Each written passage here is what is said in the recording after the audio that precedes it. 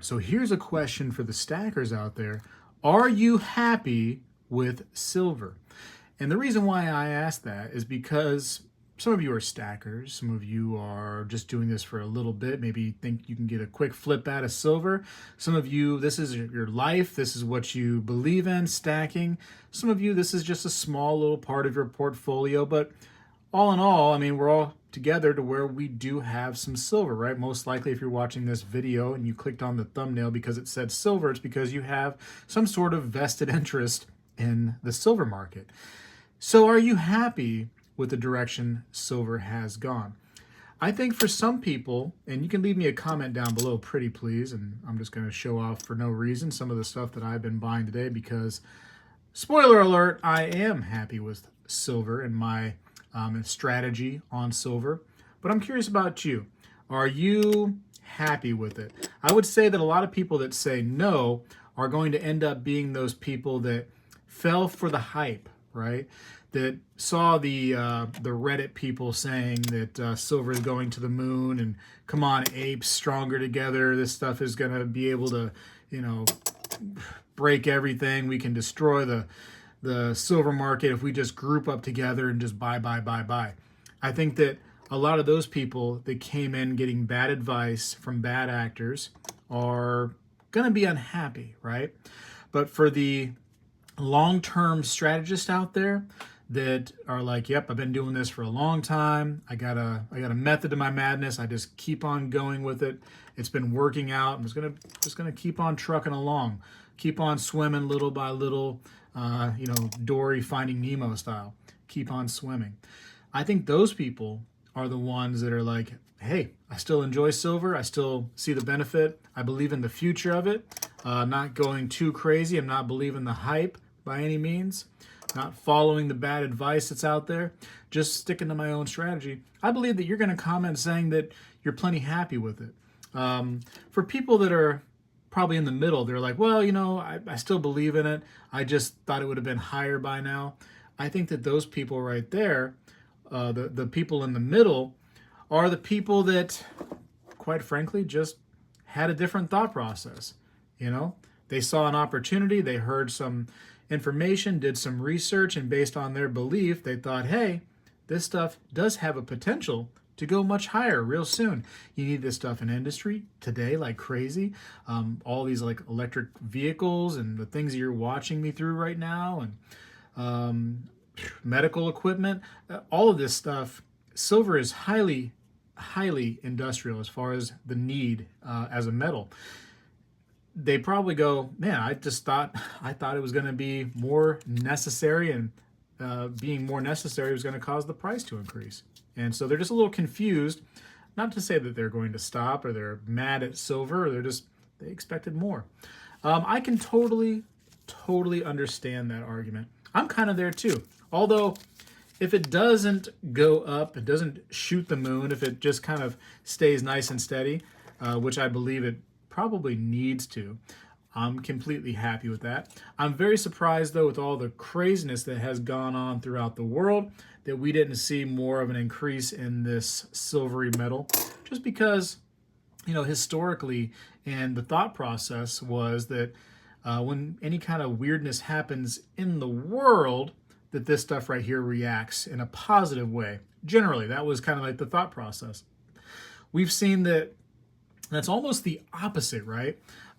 We saw that during COVID, during riots and everything, all the craziness going on worldwide, we saw what happened? A decline in the price, down to $11 and something. I mean, that made everybody go, whoa, wait, hold on a second. What's happening? I just did not expect that. There's a little choo-choo train right there, just choo-chooing along, huh? Kind of a pretty little piece. Yeah, that was very surprising. But then what happened after that very brief moment at 11? We saw it shoot up to like 29, almost what, within the same month and a half or so. It's a very interesting time right now for metals and for the world, obviously.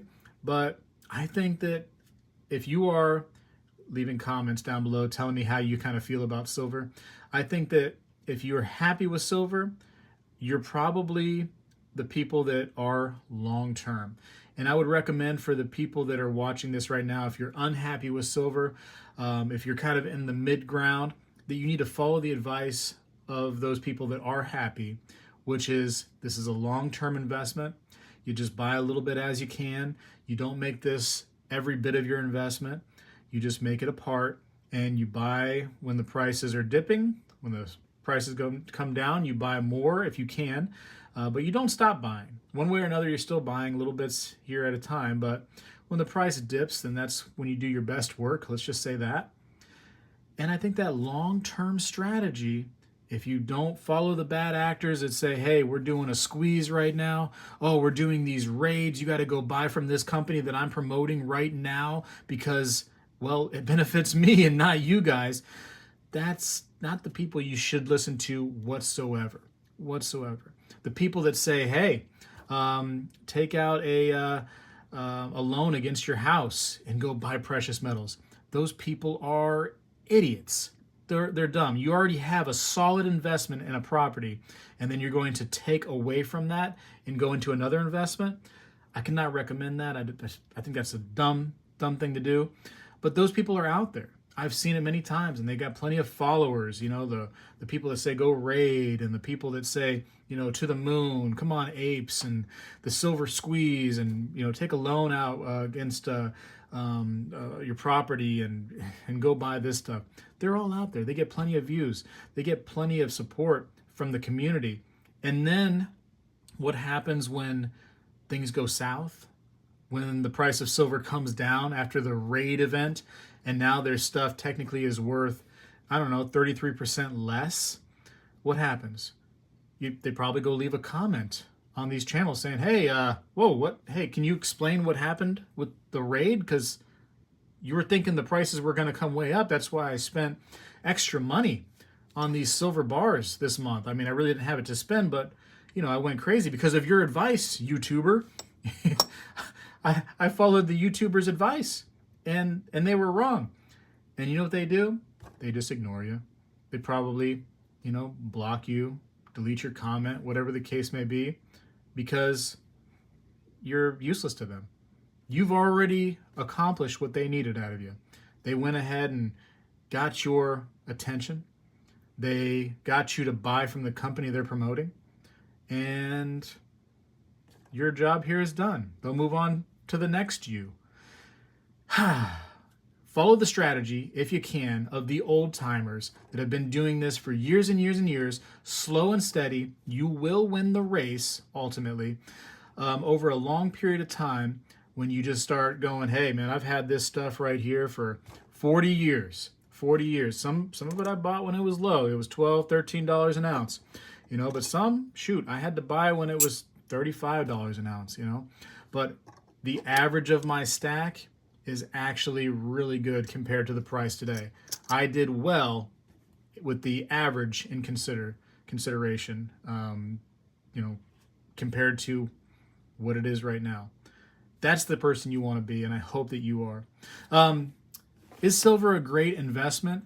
It's not really an investment per se. It does have the ability to be an investment, and I say that because if you buy this stuff right here at $11 an ounce, and it shoots up to $29 an ounce only a month later, like it has historically, well, that's a great investment.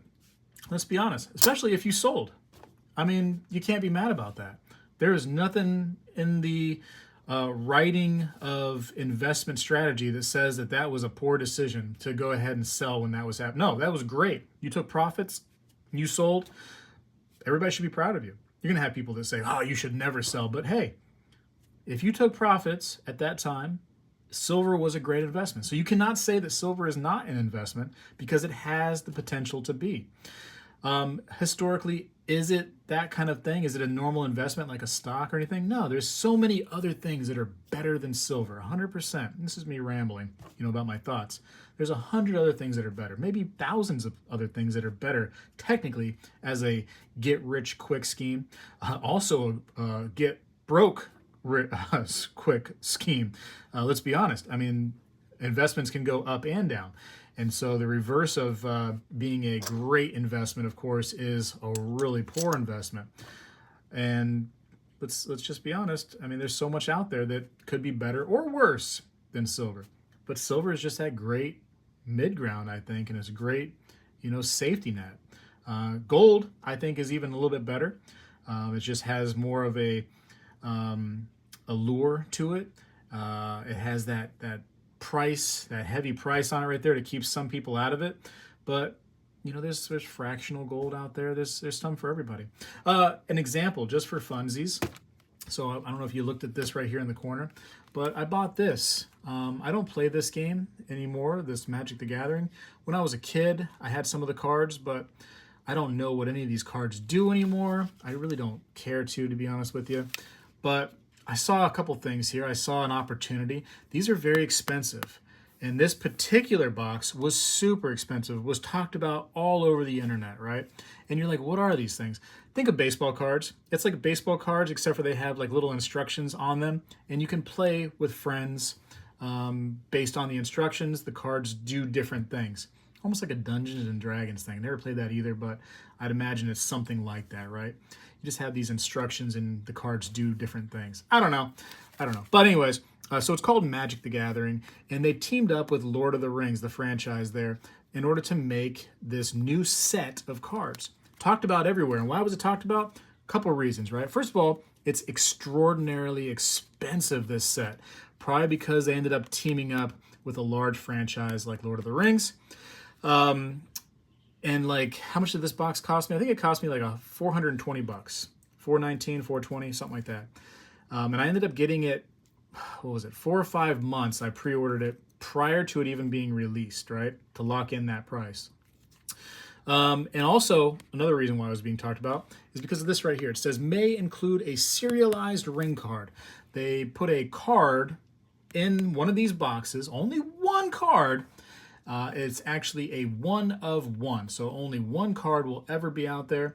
Allegedly, the price on that card is already at $2 million, and it has not been found yet as of the making of this video. So it could be in this box, to be honest with you. No joke. It really definitely could be. There is a chance. But yeah, that card technically is out there, and it has a price tag of at least $2 million as of right now. $2 million for one little cardboard card. It's crazy.